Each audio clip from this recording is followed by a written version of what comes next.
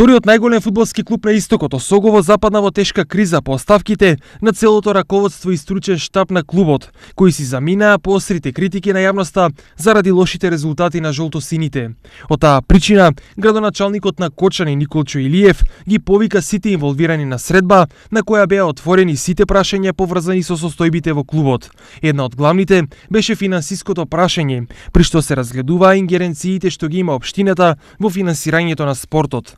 Општ впечаток бил дека станува збор за две различни крајно спротивставени гледања на работењето на клубот и на инсистирање на градоначалникот се отворила можноста за компромисно решение за да може клубот да продолжи да функционира. Крајен заклучок на состанокот бил адхок телото да делегира еден член во управата со цел да се овозможи функционирање на Осогово се до изнаоѓањето на крајно решение. Инаку кризата во Осогово започна во јуни, кога клубот не можеше ниту да се консолидира, ниту да обезбеди доволно финансиски средства за опстанок.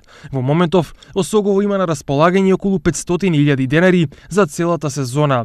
Осогово е некогаш македонски прволигаш и учесник во младинската лига на Југославија, каде во најуспешната сезона бил трето пласиран младински состав во поранешната држава.